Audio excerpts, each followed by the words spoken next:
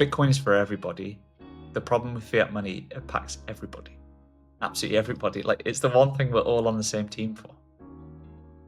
Right? You can have your own political views or religious affiliation or whatever. Doesn't matter. We're all on the same team for this. And so I wanted to create something that had a natural flow, natural structure, but was removed from the real world. And so didn't have any sharp edges that would make people disengage as you went through. And the desert island is always a nice place to create a story. You need to fix the money, because if you fix the money, you fix the world. Hello and welcome to the Achieving Alpha podcast. My name is Stephen. I'm the host of the show. Today, I'm really happy to have Joe Bryan on the show. He is the person that created the very famous video in Bitcoin circles called "What is the Problem?" And it's a real pleasure to have Joe on today. How are you? Yeah, good. Thanks, Stephen. Thank you very much for Yeah. inviting me on to talk to you and your viewers. Yeah, it's really great to have you on, Joe, and have a more in-depth discussion about what is the problem in the world and potentially what is the solution as well. I met Joe a few weeks ago in Bedford, of all places, in United Kingdom. That was fun, wasn't it, Joe? That's great. It was great. It's always nice for to meet more Bitcoiners in person, because Yeah, it's like you've known everyone for years, because you've all arrived at the same conclusion, with the same sort of mental framework, but all from different backgrounds, different roots. But the commonality, there's a real shared commonality there, and yeah. I'm sure you'll have found it, Stephen. Every conversation is a high quality conversation Yeah, with very high someone. quality, very high quality conversation, and it's really good because everybody in their like everyday lives, right? They've got their friendship groups, etc., and not everybody's into Bitcoin, right? So it can be quite difficult talking about it sometimes, and people give you that weird look like you're in some type of cult or something when you open your mouth. Yeah, well, I would say they're not into Bitcoin yet. Yet that They're is all that gonna is they're all gonna get there. Just people get there in their own time. yeah, they're all pre-coiners. Everybody, exactly. Yeah.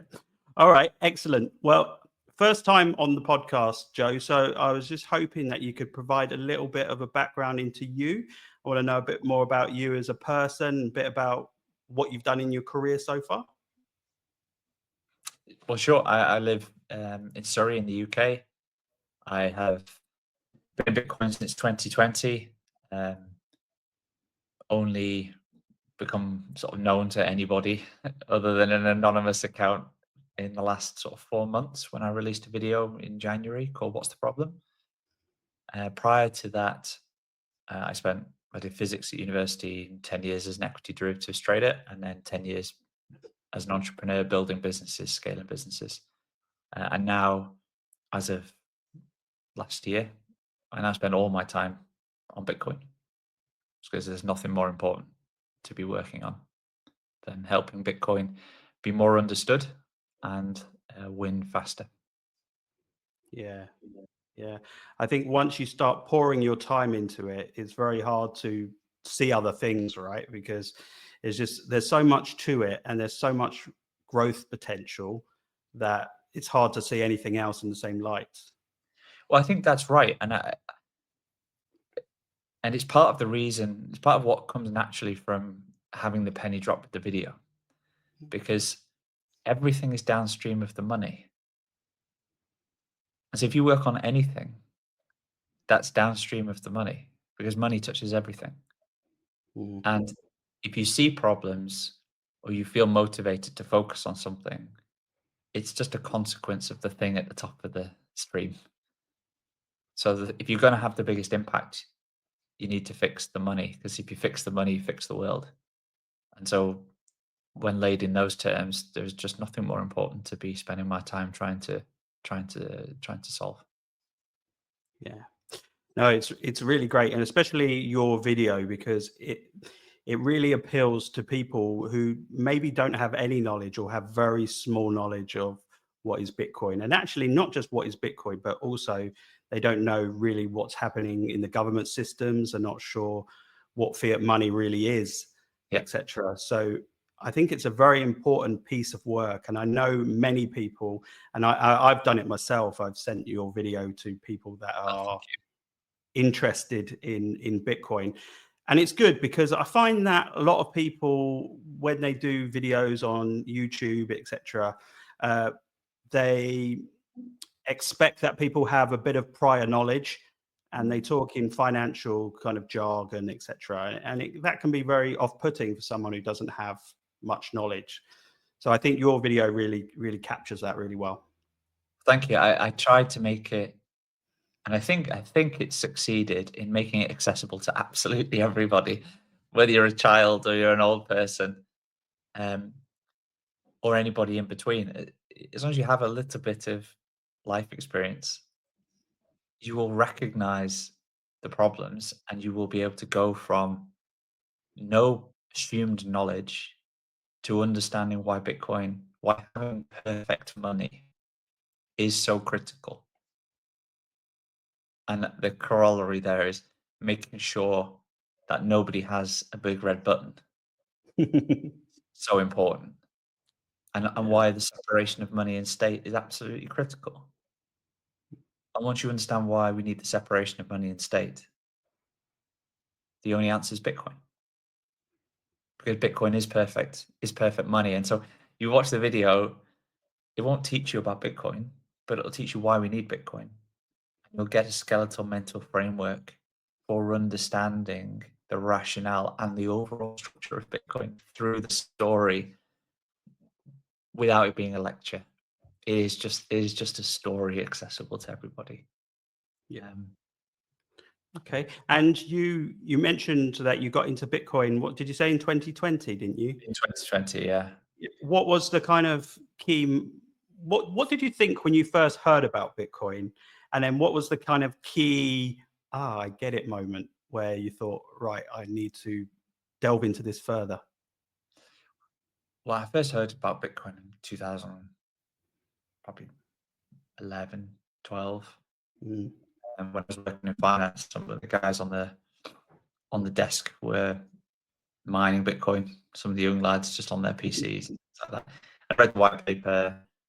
It was really interesting. I was at a point in my life where didn't have any mental capacity other than just trying to get through the day doing a job I didn't enjoy to get home to my young family and mm, trying to pay the mortgage and all these things. And probably again in 2016, 17, when my younger brother, who's an actor, told me about it. mm, And it's the equivalent of me, because I was still in the banks, or I had 10 years in the banks and then had just left. And him telling me about the future of finance, him telling me about money, was like me telling him, I found this really new way of acting and it's going to revolutionize acting for you.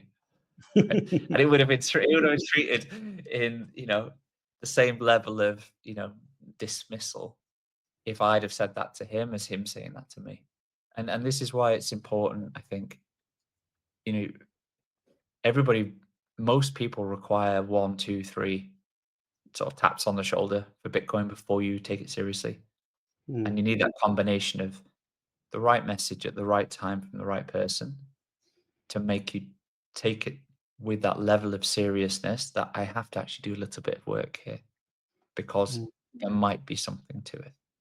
And once you do that little bit of work, which for me only really happened in 2020, then you begin to realize, I need to do more work on this.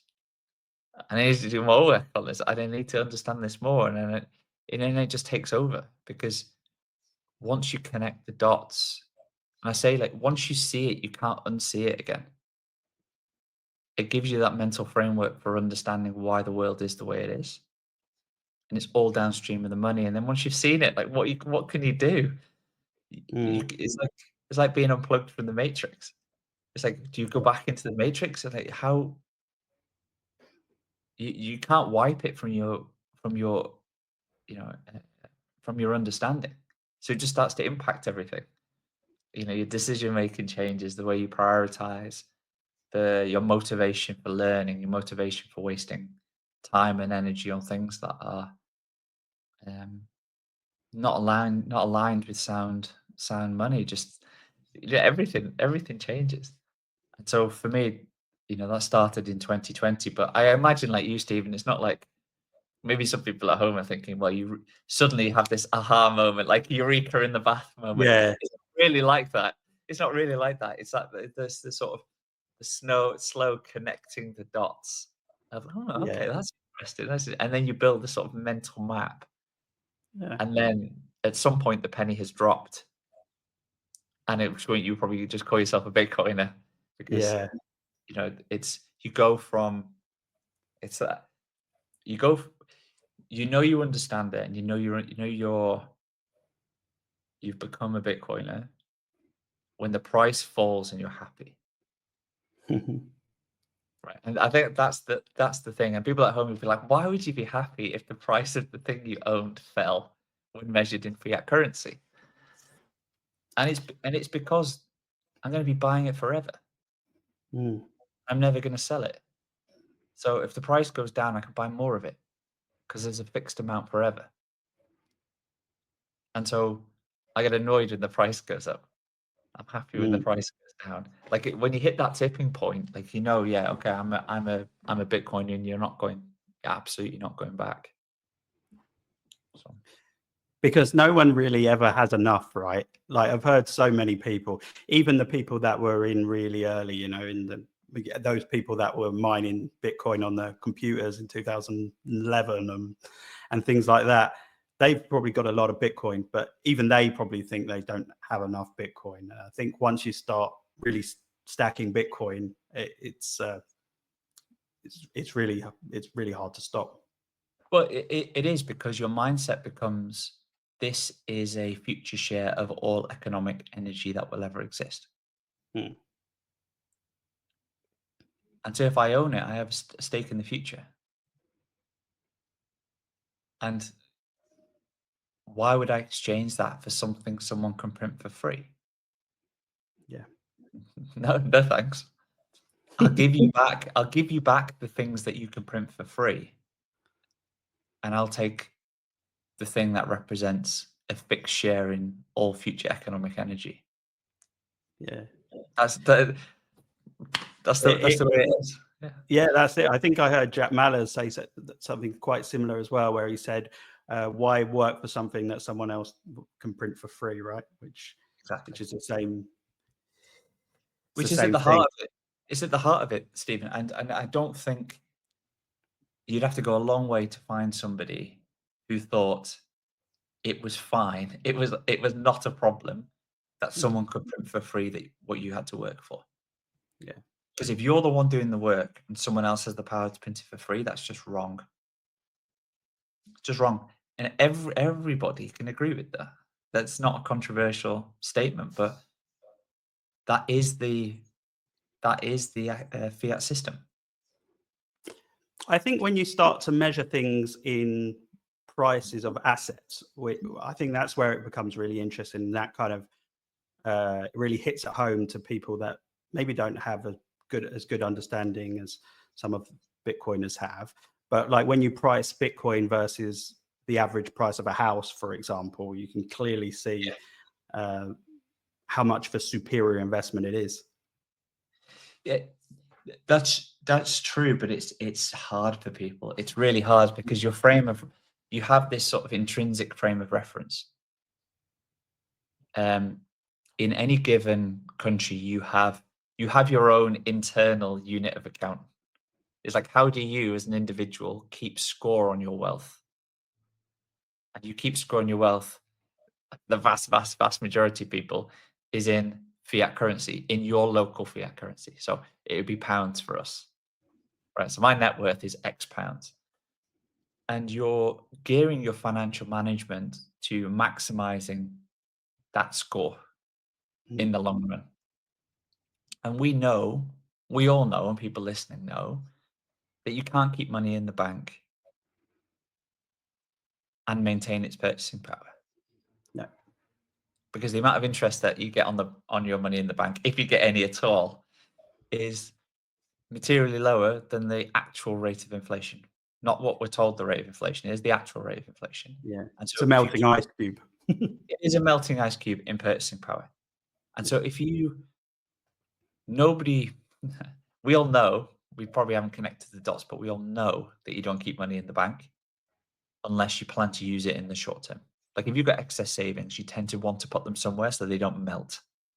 Right? So you put them into a house, you buy a house, or you buy a collectible, you buy a classic car, like put them in the stock market, you buy some gold, all of these things. It's to try and protect your purchasing power over time, but also in the hope that the value of that goes up.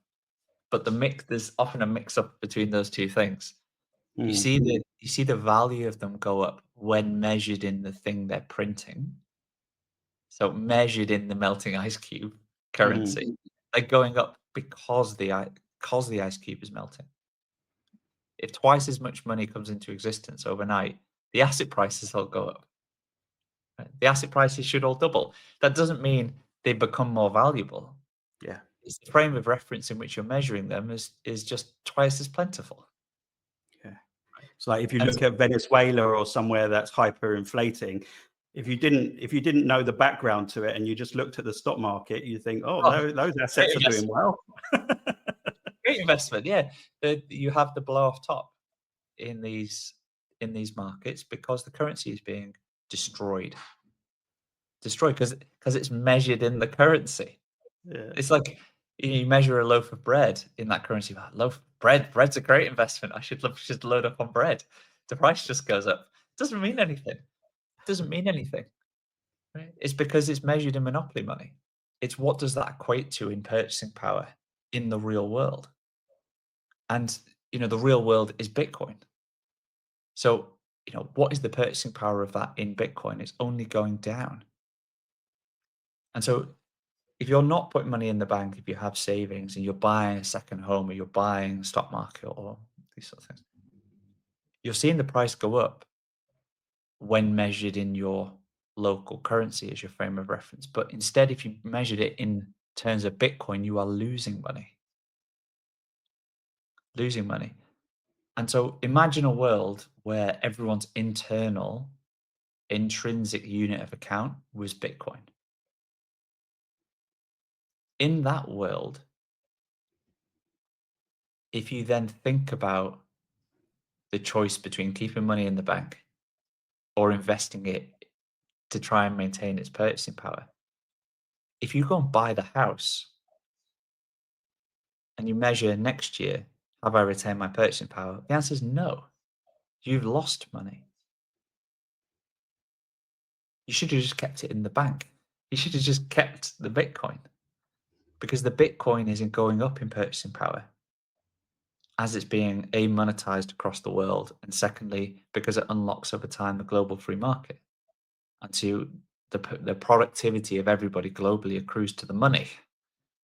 So the money's purchasing power goes up every year without you having to earn any interest. You don't need to speculate with the money. The money itself becomes more valuable. And so what do you then do? You don't buy any houses, right? You don't buy the second home. And if you own a second home, you sell it. Right? You sell it and you put it in the thing that is your internal unit of account. Because if owning the house is costing you money. Because housing is a liability. Yeah. It has overhead, has cost. And so if you flip the logic and then you think about all the asset classes across the world that have been monetized because fiat currency is fundamentally corrupted, do you realize what's going to happen once the money is fixed? Once the money is fixed, all of these assets lose money when you invest in them. So they get demonetized. People sell them. People sell them back for Bitcoin. Mm.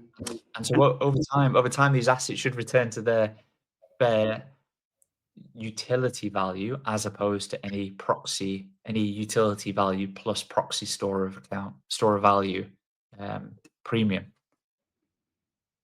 as Bitcoin eats the world. It's it's strange as well, especially in the UK, where we were both originally from. There is a big thing about having to own your own house, right? There's a big kind of it's kind of like a step in your life. You buy a house, you get married, you have kids. It's like a step that you go through. And there's Wow. definitely a thing about having to own houses. Whereas in France, Spain, other places, they have less of a focus on that. Yeah, I think that's true. I think the slight distinction is that you want to be able to own your own home. There is nothing like owning your own home or security as a family, right? Because then if you don't own your own home, you are subject to the whims of a landlord who can change their mind, their circumstances can change. However, well-meaning stuff happens in life. Right? If you own your own home, you can put down roots. I'm caveating that massively with government overreach and council overreach, right, from owning your own home. Um, but yeah, the UK has a sort of fascination over the last 20 years with the property market and owning other homes, buy to let or investment properties or commercial properties. But this is because the money's corrupted. Mm.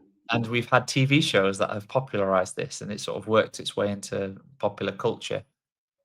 Less so in other countries. I'm not familiar with their media entertainment landscape or these sort of things, so I can't fully explain the differences.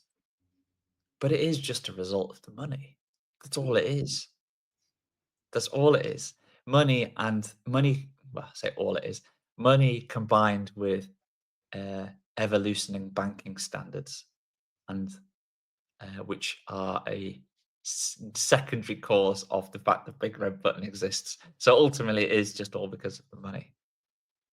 Okay, cool. And I wanted to take a step back as well and ask you about how you came up with the video, What is the Problem? And I believe it was based on a presentation that you gave, but I'd like to hear a bit more about the origin of why you created that and what you were trying Yeah, to I've achieve. never, yeah, I've never created any sort of media thing at all before, Stephen. So it's not like you're used to being on camera and being prepared and all of this stuff. I'd never had to do anything, and but as Bitcoiners, we carry like this jumble of logic in our heads as we've gradually connected the dots from reading different books, videos, and things like this about how the world works.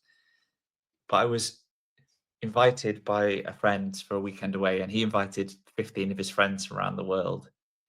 It was a really nice idea. And he's like, I want to invite people from my life, from different stages of my life, but who all share a sort of entrepreneurial aspect to them because they're all like they have me in common.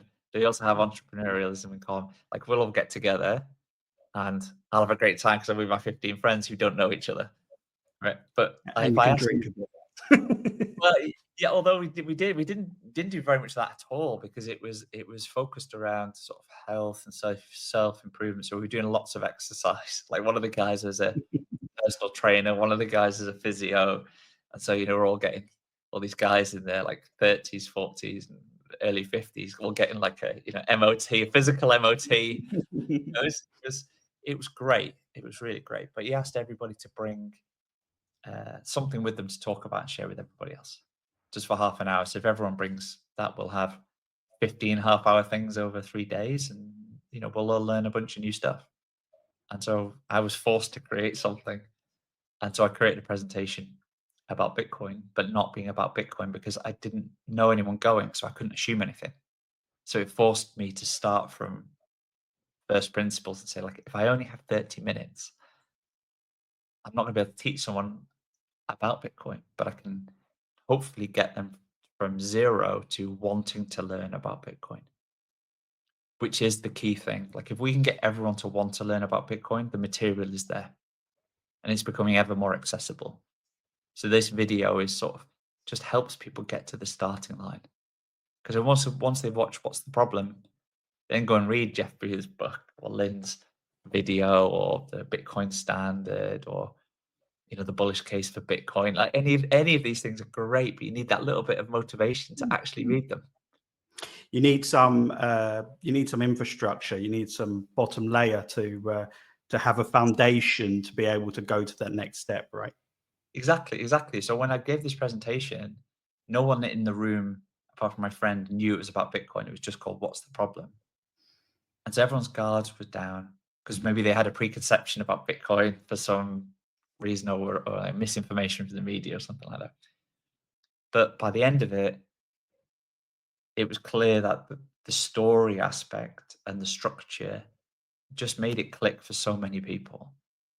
And they said, "You should just share this with more people." So I just went away and made a video and just put the video out there to nobody. And then it's been viewed, I mean, millions of times. I don't know, well over a million. God knows how many at this point, across the different platforms, which is just amazing. But it ends up being a tool for us, like us as Bitcoiners. Like we always just you meet anybody, anyone complains about anything, or says like, "Oh, you know, uh, cost of living, or pensions crisis, or the obesity, or anything."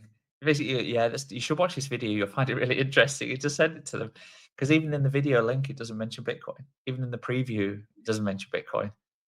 So it's a Bitcoin video without being Bitcoin, and it's hopefully just something all Bitcoiners have in their armory now to help their friends get to the starting line, and then send them the Bitcoin standard.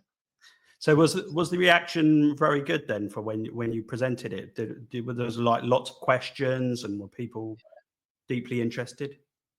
It was great. It was like a key, just like unlocking things.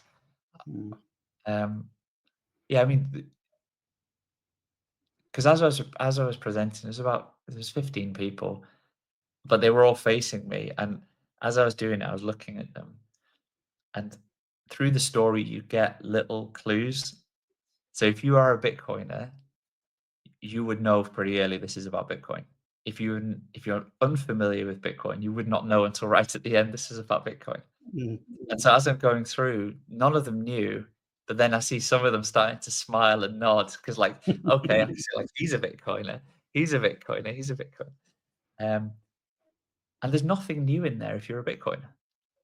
Like, there's nothing. It's what we all carry in our heads, but it's delivered in a accessible way. But for lots of people, I mean, heard of Bitcoin, but either didn't know anything or had the wrong idea about it. So, I was getting questions about, isn't it destroying the planet? These sorts of, well, what about dog token? Isn't that going to be Uh, the next Bitcoin? Like all because people they don't have really a frame of reference for evaluating Bitcoin and why Bitcoin is different from everything else, and why Bitcoin is the only thing that matters. Like that framework just isn't there. And when you can passively consume media and all you hear are the negative things, then you associate, well, it's criminals, or it's killing the planet, or it's what this or whatever the latest story is, and they're all obviously 180 degrees wrong. Um, yeah. but they do influence people subtly in the background. I'm really interested actually to know what the other presentations were on when you went and listened to Oh, them. all Were they on right. totally different subjects? Yeah, because they were all linked by thinking about improving your life in some way, or like improving the way you are as a person. So it's just like really interesting stuff. One of them was you had to write your own obituary, which was like in a really constructive way, but it wasn't clear what all the questions were. You would just be writing them. You he he sent out a survey, the night before with some links and some questions, and then he generated your obituary, and you read it, and you're like, God, I don't like that. And then when you think about it that way, it's like, okay, well, what would you change? What would you change? What would you do about it? What would you think about it? Another one was like, if you've got 7 days to live, what do you do? Mm. Yeah, and it makes you reflect and think about what you're prioritizing in your life. Another one was a guy was did breathing, and so we would do meditation. And I've always been very, very rigid, very um, Skeptical. Yeah, I guess you would frame it as skeptical, but probably because it's like like process or engineering or this, then that, then it's a logical type brain. It's not like the massive leap. There's like something else. But just going through this breathing exercise, it was wild. I mean, just absolutely wild. I mean, we're laid on the. We're going off on a tangent here, Stephen. We were Yeah, laid no, on. it's interesting though. It's interesting because obviously you came with this Bitcoin presentation, and everybody listened to that. But it's really interesting to see what other people talked about as well, and especially that obituary thing. I think that's quite cool because that makes you think about the way you want to be perceived when you die, right? Yeah. So obviously you take actions before you die. So obviously you're put in the right frame when on things like that. But yeah, no, it's super interesting. Yeah, I've made it sound perhaps a bit depressing. It wasn't depressing in any way. It was Yeah. very um the whole thing was just very positive. People wanting to improve and share things with others. It was great. Okay. And why did you use the Satoshi and the Fiatello examples? And did you specifically use the kind of desert island split off for a reason rather than choosing different countries, etc.? Well, I wanted to try and firstly, keep it as politically neutral as possible the whole way through. So Bitcoin is for everybody. The problem with fiat money, it impacts everybody, absolutely everybody. Like it's the one thing we're all on the same team for. Right? You can have your own political views or religious affiliation or whatever. Doesn't matter. We're all on the same team for this. And so I wanted to create something that had a natural flow, natural structure, but was removed from the real world, and so didn't have any sharp edges that would make people disengage as you went through. And so, a desert island is always a nice place to create a story, especially if it's uh,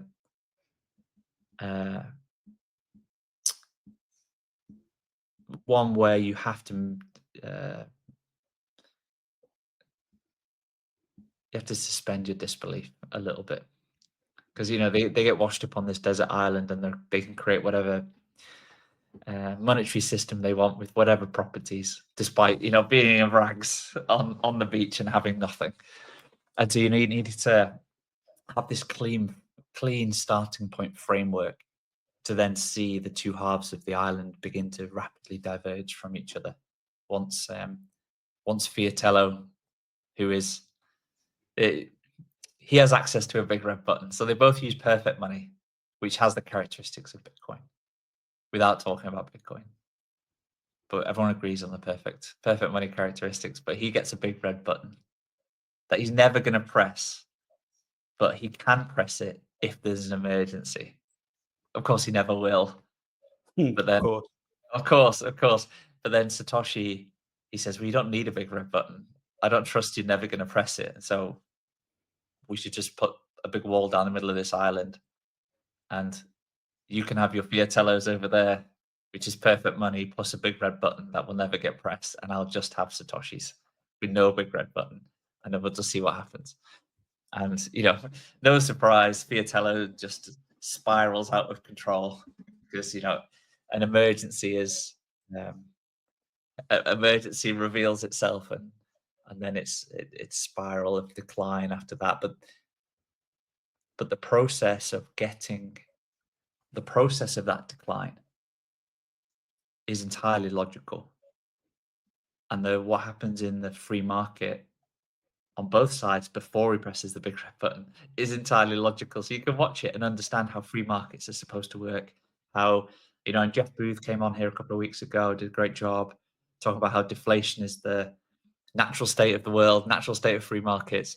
Mm. This There's a 2 minutes in here, which is a homage to Jeff's book, a very poor homage to Jeff's book called The Price of Tomorrow, which you should read if you haven't read, which illustrates that you know the free market is naturally deflationary through technological innovation and human action. And this is what we see with perfect money in a free market. And so Satoshi sees the benefit of the productivity that humans drive accrues to the money, it becomes more valuable, and so does Fiatello until he presses the big red button, and then things fall apart. But when things have fallen apart, it ends up just looking like today. The world that we describe where it's fallen apart and everyone knows it's fallen apart is just today. And then when you frame it like that, it's like, oh, I understand why the world is the way it is. It's because someone's abused the money. Someone's used the big red button and abused the money. And there was a better way. And there still is a better way. And the better way is to separate money and state. No one should have that big red button. No one should be able to print for free what you have to work for. If you fix that, I say fix that and restore the other functions of perfect money to make it, self-custodial, so you don't have to, nobody has to hold it for you. No one can, it's not censorable. And so you have perfect money, you move at the speed of light, you control it yourself. You don't need someone to hold it for you. No one can stop you sending or receiving it. You can move it anywhere in the world to anybody at almost zero cost. And there's a fixed supply of it forever, and it's effectively infinitely divisible. And every piece is forever the same as every other piece. You have perfect money. This is Bitcoin. This is Bitcoin.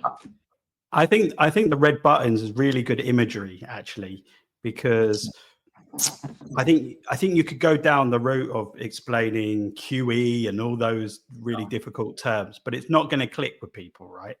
But No. the red button, in my mind, if I'm thinking about it a bit more deeply in terms of imagery, we think of it, it could be printing money, but also you've got that big red button, right, with the president of whatever country, and say if he pushes that red button, it can release the nukes. Yes, yeah. It's devastating. It's devastating in a different way.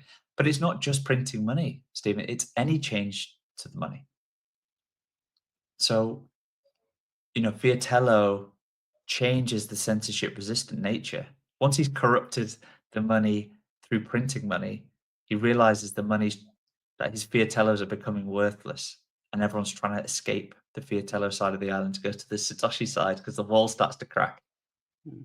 And he realizes the solution is no longer just printing money. He has to make the money censored because he has to stop people escaping. So he has to close the escape route. And he says you've got to put the money in the banks. You can't hold it yourself anymore. The banks will protect you.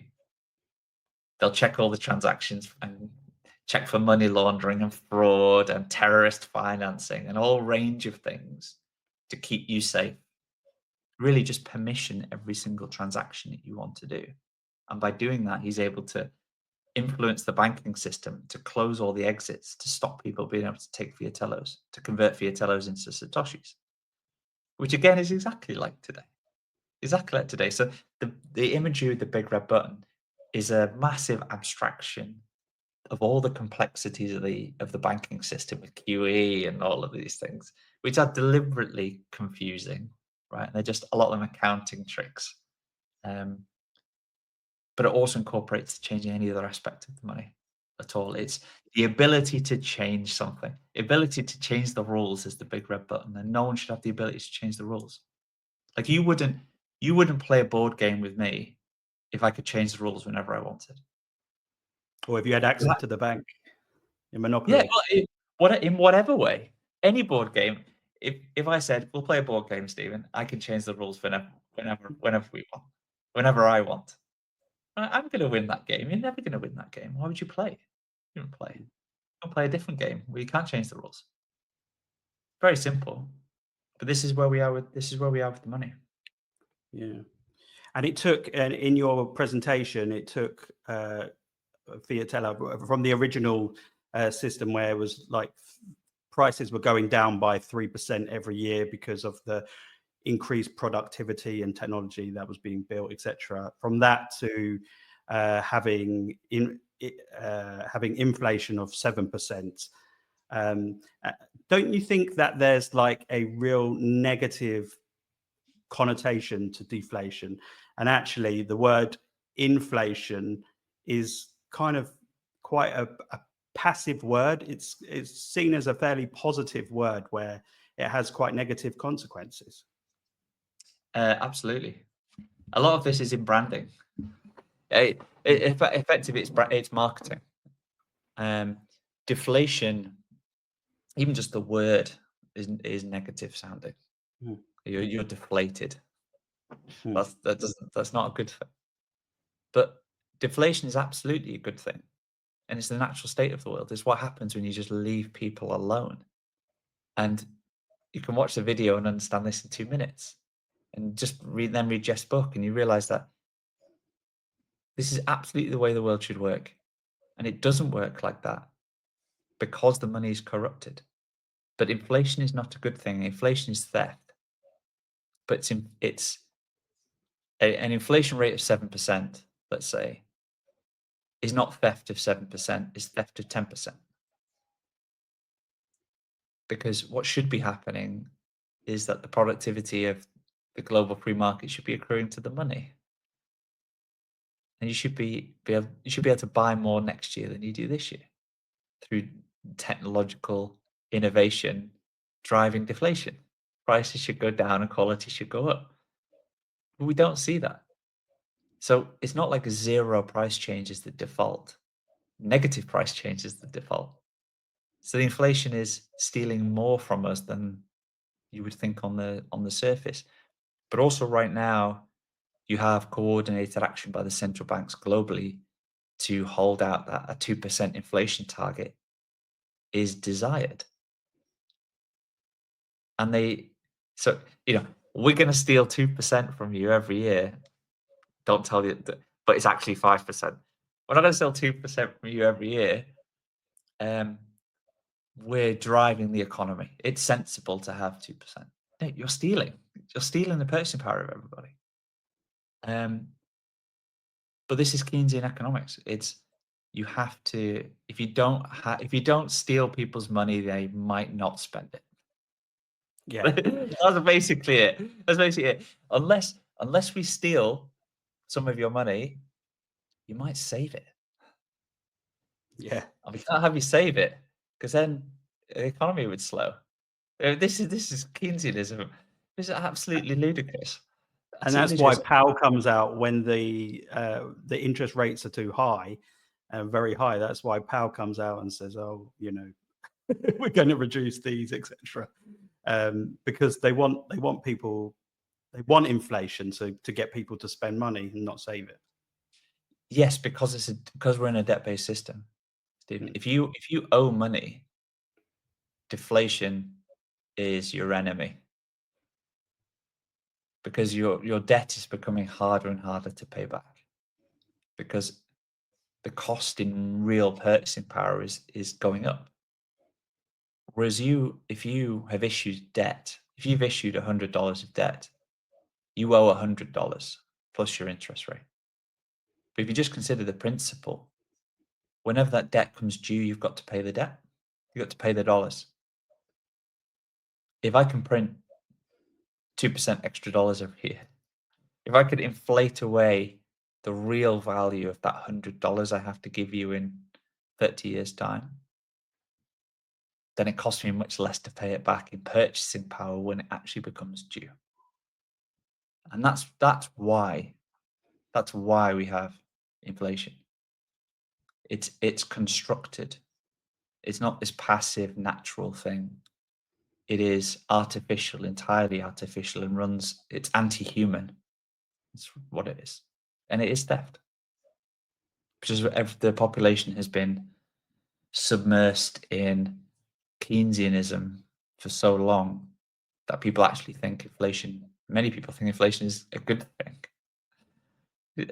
Or some mysterious force where no one knows where it comes from. They're told it's that foreign dictator or it's that, whatever. It's just nonsense. It's because you print money. I think it's ingrained in everyday people's minds that a little bit of inflation that 2%, that 3% that the governments are talking about is healthy to stimulate the economy and increase people's spending, etc. But you're right, it's theft. It's theft. It's theft. But when you watch the video and you see what happens when you leave people alone, you realize it's theft. It's like how did we end up so diverged, having such divergence from where Satoshi's side of the island ended up, where the quality of life is increasing for everybody, whether they're productive or not, and it's increasing because any amount of savings has a greater level of purchasing power next year than it does this year, and savings is what drives capital investment and long-term health of an economy, not debt. Not debt at all. But this is Keynesianism, and ultimately will spell the end of fiat because fiat will destroy itself. And you In touched on bloated governments as well in your presentation. So Yeah. I thought that was actually a good part, because I think, as you said earlier, I think a lot of people know that information, but they don't necessarily think about them together and what the cause, by pushing that red button, by printing more money, what knock-on effects it has on other areas. So I thought it was quite interesting. I can't remember how many points there were. It was like 8 or 10, wasn't there? And it was like healthcare, people getting sicker. There was a whole host of different stuff on there. Yeah, but that's right. It's like a cascading impact of the downstream consequences of inflation. So if you start to inflate the money, you corrupt everything. You corrupt price signals in the free market, which distorts capital allocation. It makes your economy unhealthy because prices start to increase in certain areas because people think it's extra demand, when in fact it's just extra money. And then you pull your productive people into those areas of the economy, making the rest of the economy less productive. You attract capital and then destroy it because the economics, the fundamental economic calculation is wrong because it's not demand supply, it's demand supply plus extra free money. And then you create pressure on every business in the economy to make changes to its pricing, because now all the extra money is filtered through the spending of the people connected to the government, to the companies connected to them, to the companies connected to them, etc. As it spills out, just the general level of cost of all inputs go up. People hiring people, uh, energy inputs, raw material inputs, all of these things. So all the input costs for all the businesses start to creep up, and now all the businesses are getting squeezed, and so all the entrepreneurs have to figure out a way to maintain their profit margins, which has one of three things. It's either a very explicit negative impact on the population's affordability because they've passed on the price increases. So now you have a cost of living crisis. You have shrinkflation, which is just squeezing your cost of living via the sort of sneaky back door. Yeah, You make like the savings get like those less. chocolate bars that have been shrunk in half, right? Exactly. But it's so gradual, you don't notice. You notice it less than the price increase if they kept the product the same. Or you have, so that's the sort of sneaky one. But the really sneaky one is they undermine the quality. So they keep the chocolate bar the same size, it's now just full of crap. It's just really unhealthy for you. And so your quality of your food starts to decline. The quality of your products produced starts to decline. So you buy something, it's the same price, same size, it just breaks sooner. It just breaks. So you have to buy it again. It's still inflation. Right? You have to replace it sooner than you would have replaced it. It's just a different form of inflation. Or it makes you sick. Or it undermines your health in some way. It's still inflation, but it's morphed from monetary inflation to like negative externalities to humans. Yeah. And so you That's look at what the health. Robert Kennedy's doing at the moment, right? Robert Kennedy Jr. is looking at that, isn't he? The food in the US. Well, yeah. I mean, what happens over time is that the more the government corrupts the money, the more it distorts the free market, the more it causes secondary and tertiary issues downstream, which it then has to try and deploy more printed money back into the economy to try and solve health crisis, mental health crisis, homelessness, or, a whole range of different things. And that makes the government bigger, makes the government more powerful, makes the government a bigger proportion of capital allocation in the entire economy, which further distorts the price signals and undermines the health of the economy. And then what happens is the government's not good at allocating capital. And then you have certain industries where it becomes that start to consume larger and larger percentages of the government's budget. Healthcare, defense, agriculture, all of these different big food, all of these things. And they effectively become government by proxy. It's very unclear where the government ends and these companies begin. The companies then say, "Oh, you need to regulate us to protect the public," and they don't want to be protected. They don't ask to be regulated to protect the public. They ask to be regulated to remove any competition. Because once you put lots of regulations in place, people can't compete with you. You can't get disrupted by a startup because the startup doesn't have $100 million in order to navigate all the regulations before they can test their product. So you cement your position connected to the money printer. And so what happens when you remove competition from a free market? Quality declines and prices go up. You start to abuse the money printer by being connected to it, which further undermines the productivity of the economy because more and more taxes have to be raised to pay for the abuse of the money printer by these connected industries. And so it's just a spiral to zero. It's a spiral to driving the purchasing power of your money to zero in fiat terms. And the only escape is to have Bitcoin. Okay, I've got a really hard question for you. So if you can't Oh, answer it, don't worry. But I was going to ask, obviously, we talked about bloated governments under the Fiatello system. If we were to have, for example, a Bitcoin standard, or saying that we looked at the Satoshi side of the island, yeah. And that became the dominant form of store of value of exchange, etc. How would you see a government evolving over on a Bitcoin standard or under the Satoshi side? How would you stop? How do you stop the government being bloated? Do you need some type of authority, some sort of oversight? What would that look like, do you think? Again, ask everybody on this, you get a different answer. And I will give you an answer not on my personal political views about how governments should be structured. Say every government is too big. You can always reduce the size of the government further, is my view, is my starting point. But I think that becomes a natural forcing function with hard money anyway.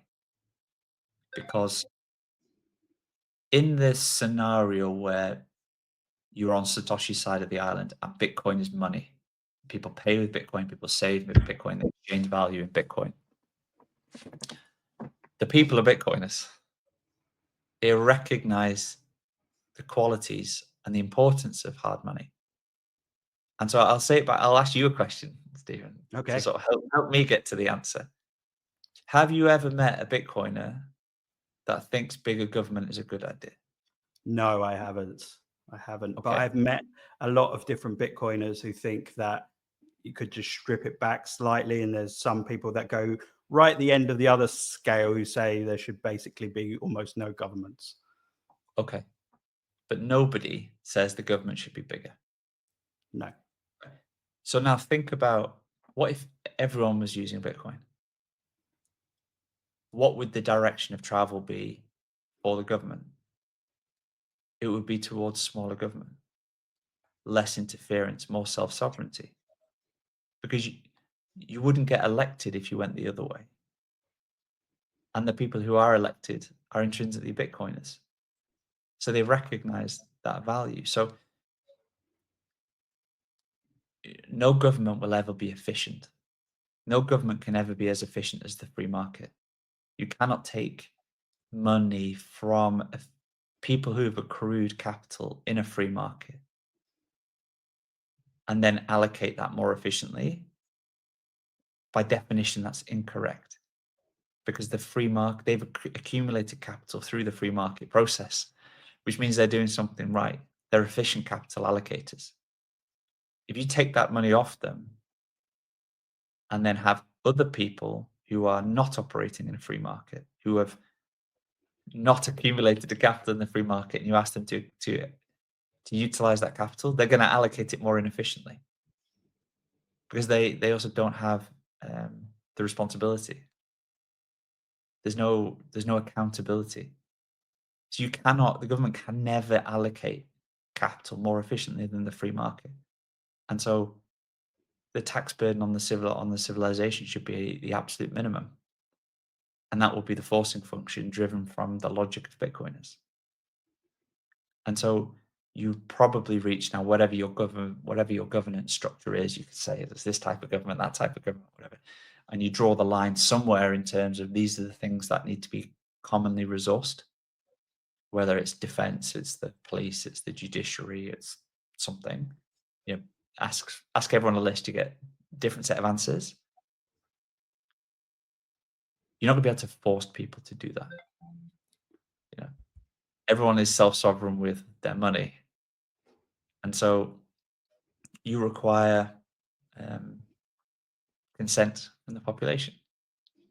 It moves more towards voluntarism, I guess, to large parts of what the existing governments provide for people. But it's also against a backdrop of improving quality of life for civilization. And so the pressures that come to bear on the government are much less. They're not having to raise taxes all the time to deal with all these secondary and tertiary issues because they're not there. Because they haven't corrupted the money. And so I think overall, from lots of different angles, you get to a natural reduction in the size of government and the involvement in government in people's lives. But it doesn't reach zero because natural human action is reinstates governance structures over time. They do. And it would make it fairer as well in terms of the business, because in your slide on the video, you mentioned really the only demographic that's actually doing well. So obviously the poor aren't doing very well, the middle class aren't doing very well. The wealthy appear that they're doing okay, but they're not doing as well as a lot of people think. And it's only that connected class, a government connected class, that are truly improving their lives. Surely if the government was stripped back, they would take some of that away. I think you referred to it as, is it crony capitalism or something along those lines? Yeah, crony capitalism, crony corporatism. It is because you're driving your revenue from the direct connection to the big red button. It's not a free market process. You're being given money to deliver a poor quality service because you're protected.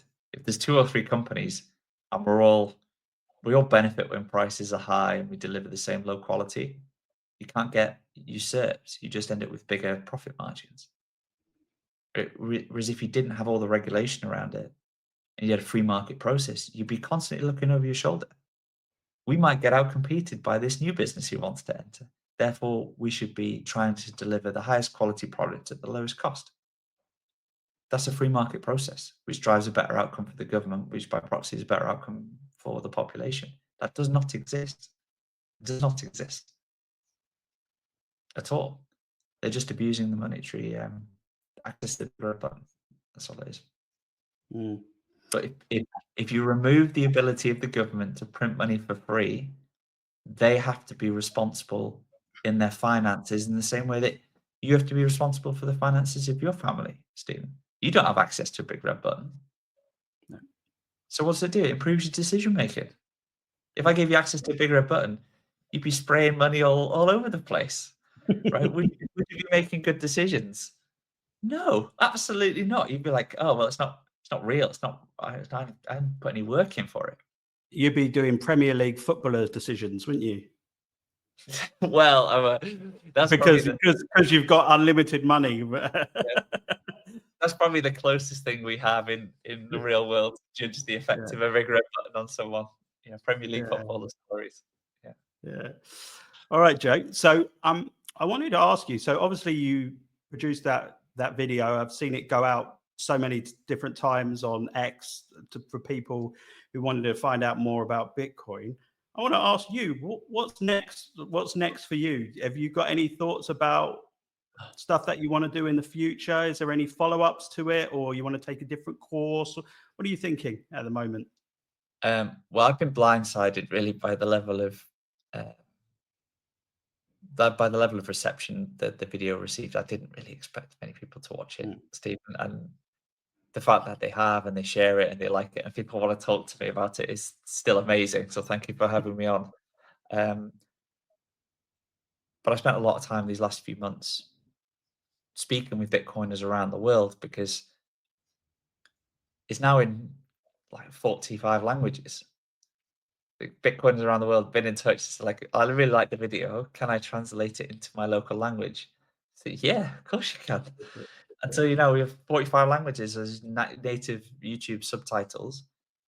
And then we opened up the slides, the speaker notes, and the transcripts in English, and we put them on the website, satsversusfiat.com. And they're open source for everybody. Everyone can take them and go and change them, edit them, do the presentation for friends, family, whoever. And we've got those in 25 languages. So people around the world can take this and go and educate their communities wherever they are in the world on this. And now we have 7 or 8 videos as well, like full brand new videos in a different language where the slides in the video are in the native language and somebody's talking the native language. And we just released, I don't know when you're going to put this podcast out, but 2 hours ago, we released Dutch. So now everyone in Holland can watch this video, even if they don't speak English. And it's all done by volunteer Bitcoiners from around the world. It's like this has taken up a huge amount of my time and Heime's time who's been working with me. And thank you to all the Bitcoiners around the world, hundreds of people been in touch to help in various capacities. It's a massive community effort. But I'm we're getting towards the end of that period now because there's only so many languages you can do, and so enjoying a little bit of rest. But I just want to help further education and Bitcoin and help Bitcoin win in a variety of capacities. But ultimately, I like building businesses. I like solving problems, helping people, and driving things forward, and that's what I will continue to do in the Bitcoin space. Yeah, I think it's natural. It's going to be a natural evolution. See how things turn out. But definitely a great video. I'm going to link it in the show notes below on the YouTube channel and on Spotify as well. So anybody can watch that video, which I highly recommend from Joe. Want to thank you, Joe, for spending your time to have this chat today. It's been a lot of fun. No, my And pleasure. Thanks for inviting me. I hope you can come back another time and we can talk some more. Yeah, I would love that. All right. Thanks, Steve. All right. Thank you very much, Joe.